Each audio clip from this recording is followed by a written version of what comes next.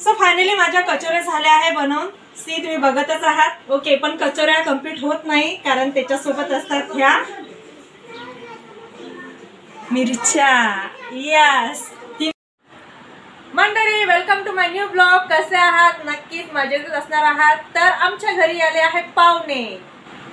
हे बघा, हा आहे माझा भाऊ, हे आहेत माझ्या मिस्टरांची आत्या आणि त्यांची मुलगी, म्हणजे त्यांची दोन्ही मुलं, बट माझे भाऊ लागतात, आणि ताई माझी मावशी. आणि लाडू बघा कुठं आहे. दिसला का तुम्हाला लाडू? कुठं आहे रे? ओके, बरं मला एक सांगा, इंदोरमध्ये स्पेशल खाण्यासारखं काय आहे? पोहा जलेबी. ओके, पोहा जलेबी. महाराष्ट्रामध्ये ना प्लेन पोहा करतात. ओके, सिंपल पोहा, त्याच्यावरती बुंदी वगैरे असं काही नसते, शेव पण नसतात. पण यांच्याकडे देतात ना, शेव टाकून देतात, त्याच्यावरती नुक्ती म्हणतात त्याला, दाल बाटी स्पेशली, असं खूप काही व्हेरायटीज असतात. तर आता हे आले आहेत महाराष्ट्रामध्ये, मुंबईमध्ये, आणि मी आहे विदर्भाची. तर मुंबईमध्ये तर वडापाव फेमस आहे. बघा कसे हसता येते. सो आणि त्यांना हसवत आहे कारण तिने डोळ्याला काहीतरी लावलेलं आहे. तर मी आहे विदर्भाची, हे आहेत MP चे आणि आले आहेत मुंबईमध्ये. तर मी असं डिसाईड केलं की बाबा यांना काहीतरी स्पेशल खाऊ घालायचं. सो बनवून ते पण वडापाव तर नक्कीच ते खाणारच आहेत, पण त्याचबरोबर मी त्यांना सजेस्ट केलं की मी आज कचोरी बनवते, विदर्भाची कचोरी. ते खाऊन सांगतील नंतर कशी आहे काय आहे. इंग्रेस ऍक्टर गेलेले आहेत ड्युटीवर, तर बघूया काय म्हणणार तुमचं. ओके, खाल्ल्यानंतर मला सांगते ती कशी आहे. आणि ऑब्विसली मी हाऊसवाईफ आहे, सो ब्लॉगिंग ही माझी, मी जे अनुभवणार आहे किंवा जे मी एन्जॉय करणार आहे, प्रत्येक मुमेंट, कोणतीही माझ्या घरी पाहुणे आले किंवा मी बाहेर गेली, काहीही, सो ते मी या ब्लॉगिंगच्या माध्यमातून तुमच्यासोबत शेअर करणार आहे. ठीक आहे, तर चला मग कचोरी बनवूया. हा नक्की, ह्या ताई माझी मदत करणार आहे, पूजा ताई. ओके चला मग. तर मुगाची डाळ मी 2 तास भिजत ठेवली होती. तर मंडळी, मी घेतली आहे मुगाची डाळ. ओके, तुम्ही छिलक्याची, बिना छिलक्याची जशी लागेल तशी घेऊ शकता. ठीक आहे, छिलक्याची असू दे किंवा विदाऊट टर्फलाची. सो प्लीज ती स्वच्छ धुवून घ्यायची. ठीक आहे, त्याची टर्फल काढायची. चला याला मिक्सर मधून काढूया. क्लोज. ओके, तर मंडळी हे बघा, झाली आहे आपली डाळ ग्राइंड करून. ओके, सो मी याला थोडंसं असं बोटाला लागलं पाहिजे असं जाडं जाडं वाटून घेतलं आहे. ठीक आहे, आणि आता दुसरं बॅटर म्हणजे वाटण काढायचं आहे. याच्यामध्ये मी घेतले आहे मिरे आणि मोहरी. हे सगळं कच्चं आहे, तर याला पण घेऊया आपण वाटण करून. ओके, धने आणि राई म्हणजे मोहरी ही झाली याची वाटण करून. ठीक आहे, आणि याच्यामध्ये घेतला आहे मी ठेचा, हिरवी मिरची, लसूण आणि कोथिंबीर ऑलरेडी आहे, आणि छान याला बारीक कुटून घेतला. हिरवी मिरची भाजून घेतली होती, आणि हे अद्रक मी याला ग्राइंड करून घेतलं. ओके, चला मग सगळं झालं आहे ग्राइंड करून. तर आता मी बनवायला घेते. ठीक आहे, जिरा, नक्कीच काही बनवायच्या आधी आपण जिऱ्याची फोडणी देतो, तशी याला जिऱ्याची फोडणी द्यावीच लागते. ओके, ठेचा ऑलरेडी छान झालेला आहे तो.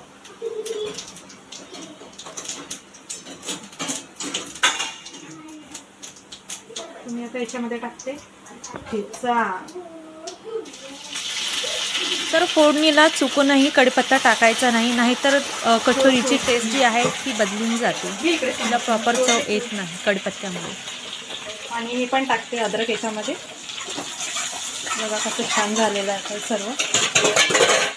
आणि आपण हा जो पेस्ट काढला होता ना, बघा हा पण टाकते याच्यामध्ये. हिरवी मिरची हे ऑलरेडी भाजून त्याचा ठेचा केलेला असतो, तो त्याच्यामुळे तेलामध्ये जास्त वेळ त्याला फ्राय करायचा नाही, कारण बाकीचे इन्ग्रेडियंट्स टाकायचे असतात, तेव्हा तो पण होऊन जातो त्याच्यामध्ये. त्याच्यावर जास्त वेळ लागत नाही फोडणीला. मी हळद टाकते याच्यामध्ये, गरम मसाला आम्ही मार्केटमधून आणलेला आहे, कारण मी घरी गरम मसाला बनवत नाही. ठीक आहे, कारण आमच्याकडे वाळत वगैरे टाकायला एवढं काही नसते. तिकडे बघा, तुम्हाला आवाज येतो का? हानी आणि लाडू मस्ती करत आहे हॉलमध्ये, छान वास येतो. ओके, लास्ट मीठ घेऊया आपण परत लागलं तर. आणि फायनली हे आपलं बॅटर. फ्लेम कमी केली. जेव्हा मुगाच्या डाळीचं बॅटर आपण फोल्डमध्ये टाकतो तो तेव्हा सतत चम्मच फिरवायचा, म्हणजे ते बॅटर खाली लागायला नको, फोडणी खाली लागायला नको. मुगाच्या डाळीचं बॅटर जेव्हा ग्राइंड करतो तो त्याच्यामध्ये पाण्याचा वापर नाही करायचा. असं छान आपलं बॅटर झालं आहे, बट त्याला चांगलं शिजू द्यायचं आपल्याला.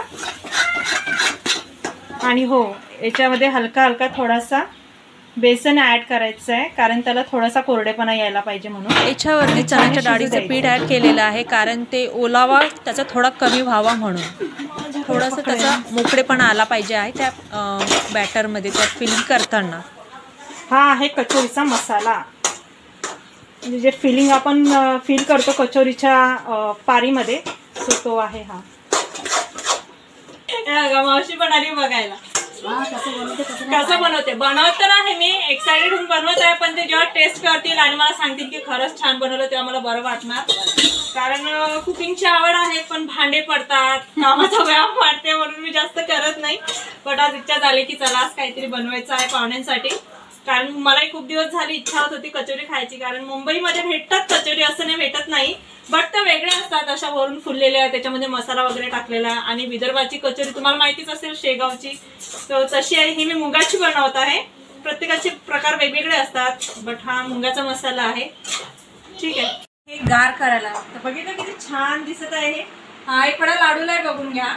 हे बघा कसं, हा त्यांनी पण मदत केली आहे मला करायला आहे. मी याला गार करायला, हे गार झालं तुम्ही तिथे कचोरी बनवा. हात नाही लावायचा, हात नाही लावायचा, हात नाही लावायचा, हात नाही लावायचा. तर चला इंग्रज साहेब पण येतात तोपर्यंत निघालेले आहेत ऑन द वे. बऱ्यापैकी गार झालाय, चला बनवूया आपण त्याच्यात. ओके, हे थोडंसं अजून आहे याच्यामध्ये. हे बघा हलकंसं थोड्याला गार व्हायचं आहे. आणि हो, मी डो आधीच बनवून घेतला होता, कारण त्याला मुरू द्यायचं होतं मला. हा मैदा आहे आणि याच्यामध्ये मी तेल, म्हणजे मोहन तेल गरम करून याच्यामध्ये टाकलं होतं आणि मळून घेतलं होतं. ठीक आहे, एकदम सॉफ्ट डो झाला आहे. आता मी याच्या घेते कचोरी बनवायला. ठीक आहे. सो डो बनवताना मी त्याच्यामध्ये मिठाचा उपयोग केला नाही. मुंबईमध्ये आले तेव्हापासून खरंच सांगते मी विदर्भाची कचोरी खूप मिस केली. मोस्टली शेगावची कचोरी जेव्हा पण आम्ही जातो तेव्हा ऑब्व्हियसली ते घेतोच आम्ही, येतानाही घेतो. तर म्हटलं चला आज काय विशेष बनवूया. पाहुणे खाल्ल्यानंतर सांगतील टेस्ट कशी आहे, काय आहे. ठीक आहे, मी आधी हे सर्व बघा थोडासा गोडा घ्यायचा. मी आता त्याची पारी बनवते. सो मोदकला जसं तुम्ही सारण भरता किंवा काही बनवायचं असलं सारण भरता, सो तशी पारी करून मी आता याच्यामध्ये सारण भरते बनवलेलं. ओके.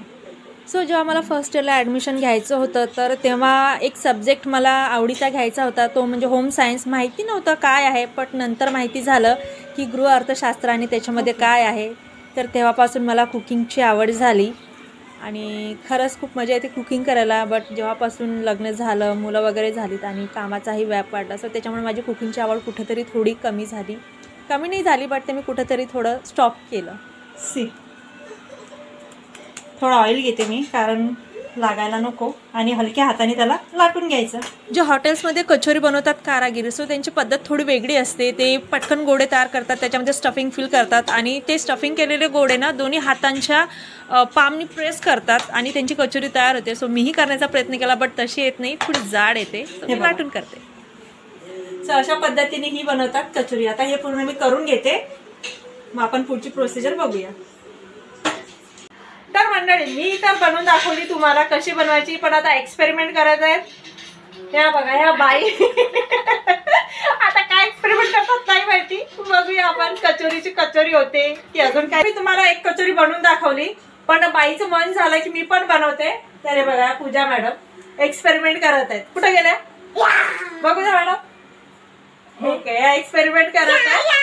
ठीक आहे. तर पूजाबाईंनी बनवलं आहे मोदक सारखं आणि त्याच्यामध्ये भरली आहे बेसन, जे मी बनवलं ते फिलिंग. आता पूजाबाई बंद करत आहेत त्याचं तोंड. प्रोसिजर कम्प्लीट होण्यामध्येच आहे. त्यात लाडू मध्ये मध्ये करत आहे आमचा. बघा, हो, फक्त थोडा वेळच त्याला मध्ये घेणार आहे, कारण जेव्हा मी एक वेळा गॅस सुरू केल्यानंतर मुलं मी जवळ ठेवत नाही गॅसच्या.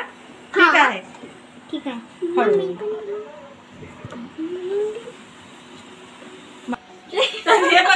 एक्सपेरिमेंट सुरू आहे. कारण चपाती करणं सुरू आहे. इकडून तिकडे गोल गोल गोल गोल. एवढ्या वेळ कचोरी फिरवली तर कसं होणार.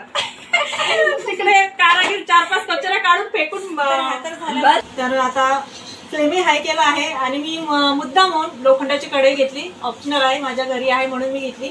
आणि तेल तापलं की त्याच्यामध्ये मग एक एक करून मी टाकणार. ओके, तर आता तेल तर तापलं आहे, मी आता सोडते याच्यामध्ये. ठीक आहे. तर गॅसची फ्लेम हाय आहे आणि तेलाचंही टेम्परेचर हाय आहे. तुम्ही बघतच आहात. पुरी बघा किती छान आता बाहेरून फुगून येणार आहे त्याच्यामध्ये. ठीक आहे. सो नंतर आपण झाराच्या साहाय्याने तिला वरून त्याच्यावरती तेल सोडत जाणार. म्हणजे जितकं जितकं तेल सोडणार तितकी वरून असं तेल टाकायचं. म्हणजे त्याच्यावरती ना एक क्रिस्प, म्हणजे आपण म्हणतो ना एकदम क्रंची क्रिस्पी, सो तसा एक हे येतो त्याच्यामध्ये. हे बघा, थोडं क्लोज. नाईस.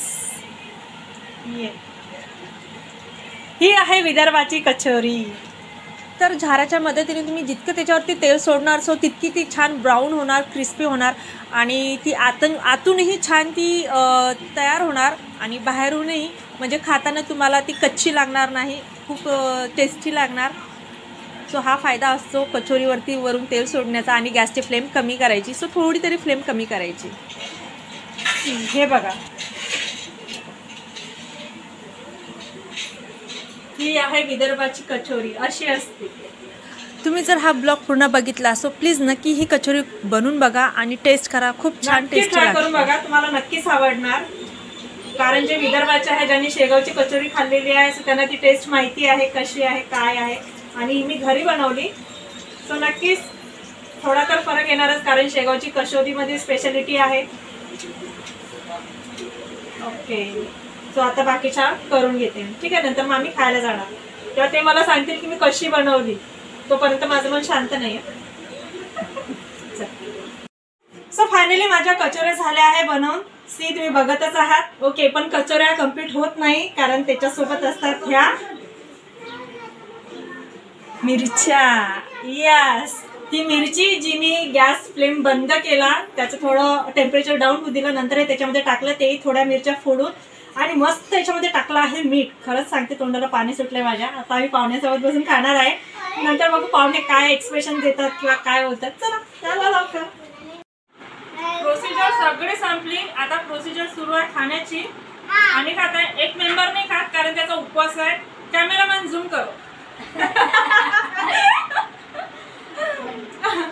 तुम्ही हेल्प केली ओके बनवायला पण, बट तिचा उपवास आहे म्हणून ती खात नाही. पण आम्ही खाल्ली आहे. सांगा कशी झाली. टेस्टी आहे.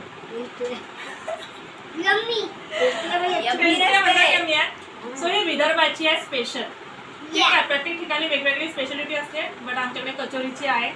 ते शेगाव म्हणून प्रसिद्ध आहे. मी माझ्या परीने 100% दिले, बट नाही माहिती ते माझ्या मन ठेवासाठी म्हणत आहेत का. अजून इंग्रज घ्यायचे आहेत, ते येतील काढतील जेव्हा ते बरोबर सांगतील. कारण ते खोटं नाही बोलत, माझ्या बाबतीत तर नाही, बरोबर सांगतात. चांगलं आलं वाईट आलं नाही माहिती, पण खरं खूप बरं वाटलं. खूप दिवसानंतर काहीतरी बनवलं मी, मलाही आवडलं आणि मी आता एन्जॉय करते, खाते. आणि मी कॅमेरा पकडलेला आहे, ती झाल्यानंतर खाणार आहे. सो तुम्हाला जर हा ब्लॉग आवडला तर नक्की लाईक करा आणि चॅनलला सबस्क्राईब करा. आणि हो, कमेंट्सही करा. जर तुम्हाला याची रेसिपी हवी असेल तर मी नक्की तुमच्यासोबत तुम्हाला नक्की शेअर करणार. ठीक आहे, थँक्यू. भेटूया पुढच्या ब्लॉगमध्ये. बाय.